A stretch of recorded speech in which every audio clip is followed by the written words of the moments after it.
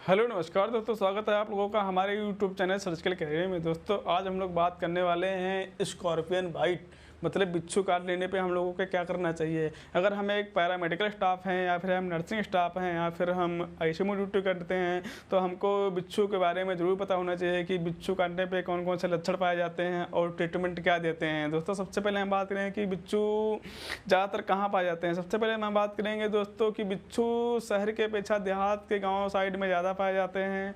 और वहाँ पे क्या होता है, वहाँ पे कच्चे मकान रहते हैं और झाड़ियाँ जंगल रहते हैं। जैसे कि बारिश होती है वहाँ पे उनके बिच्छू के बिल में पानी घुस जाता है और बिच्छू बाहर की तरफ निकलते हैं। उसी टाइम हम लोग जैसे घूमने के लिए निकलें तो बिच्छू को लगता है कि दोस्तों हम पे वार करने वाले हैं, लेकिन हम लोगों का ऐसा इरादा बिल्कुल भी नहीं होता है। और बिच्छू हमको डस लेता है और डसने के बाद तुरंत हमको दर्द होने लगता है। तो उसमें कुछ लोग ये भी बोलते हैं दोस्तों कि जैसे कहीं किसी सांप ने तो नहीं काट लिया है, और कुछ लोग बोलते हैं किसी और जीव ने तो नहीं काट लिया। लेकिन इसको कंफर्म करने के लिए हमको इसके लक्षण ज़रूरी पता होने चाहिए। अगर हमको लक्षण पता होंगे तो हम पहचान लेंगे कि हमको बिच्छू नहीं काटा है। और उस समय काटे हुए व्यक्ति को मतलब वो इतना परेशान हो जाता है, इतना रोता चिल्लाता भी है, तो वो बता नहीं पाता सही से है कि हमको किसने काटा है। तो सबसे पहले हम बात करें कि बिच्छू काटता कैसे है। समझने के लिए मैंने इसका डायग्राम बनाया हुआ है। और सबसे पहले ये इसका डंक हुआ, ये इसका मुंह हुआ, इसके दोनों हाथ, आगे के हाथ मान लीजिए, आप कुछ भी मान लीजिए। और इससे पहले हमको ये स्किन जो होती है, ये मेरी जो स्किन होती है, ये हमारी स्किन को अच्छे से पकड़ता है और ये डंक ले जाके वहाँ पे डसता है। डंक से डसता है, जो इसके अंदर जो जहर रहता है जो हमारी बॉडी में प्रवेश कर जाता है। और प्रवेश करने पे ये छोड़ के तुरंत भाग निकल लेता है अपना। ये हमको डस के तुरंत भाग लेता है। उसके बाद हमको तुरंत वहाँ पे दर्द होगा, उसके बाद स्वेलिंग, उसके बाद रेडनेस। ये तीन चीज़ें हमको तुरंत देखने को मिलती हैं।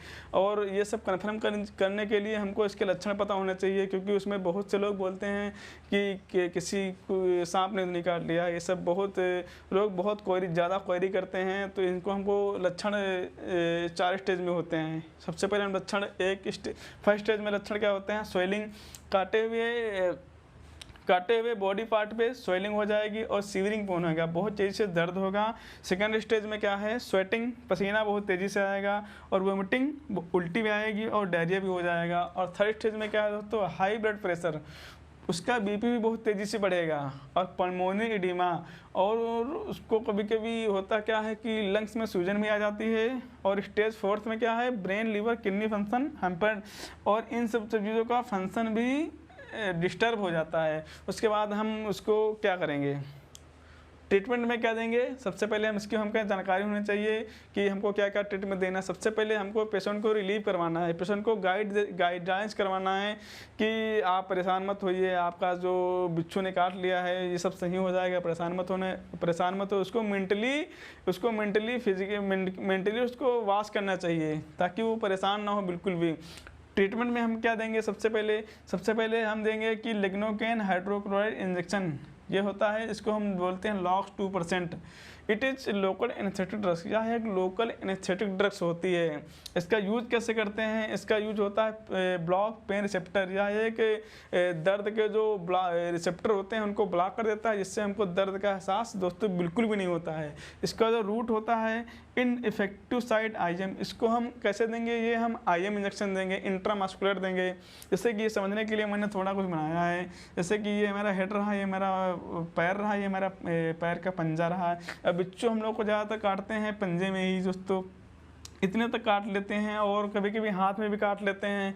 जैसे यहाँ पे मैंने डंक यहाँ पे बिच्छू ने मारा है, तो इसको आउटर साइड में हम इस इंजेक्शन को लॉक 2% को IM दे देंगे, इसके आउटर साइड में दे देंगे, ताकि जो दर्द के रिसेप्टर होते हैं हमारे जो ब्रेन में जाते हैं वो रिसेप्टर ब्लॉक करने का काम करता है, जिससे हमको दर्द का एहसास नहीं होता है। जब दर्द के सिग्नल हमारे ब्रेन तक नहीं पहुंचेंगे तो हमको दर्द का एहसास नहीं होगा। जो हमारा दूसरा इंजेक्शन है दोस्तों, वो इंजेक्शन हमारा है हाइड्रोकॉर्टिसोन 100 mg इंजेक्शन।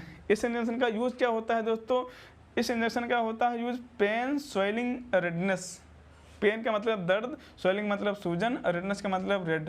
ये जो 3 चीज़ें होती हैं, यहाँ पे मैंने बताया है कि यहाँ पे सूजन, दर्द, सूजन, रेडनेस तुरंत हो जाती है। वही चीज़ सेम मैंने यहाँ पे बताया है।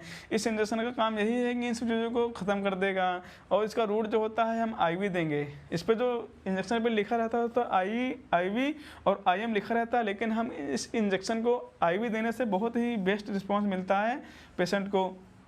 अगर इतना सब करने के बाद दोस्तों अगर पेशेंट को रिलीफ नहीं मिलता है तो पेशेंट को हमको उसका रेफ़र पेपर बना के उसको हायर सेंटर के लिए रेफ़र कर देना है। और दोस्तों वीडियो अगर अच्छा लगा हो तो लाइक और सब्सक्राइब जरूर कर दें। और हम मिलते हैं नेक्स्ट वीडियो में। इस वीडियो को देखने के लिए बहुत बहुत धन्यवाद। और नेक्स्ट वीडियो हम लेके आने वाले हैं स्नेक बाइट के बारे में। Thanks for watching.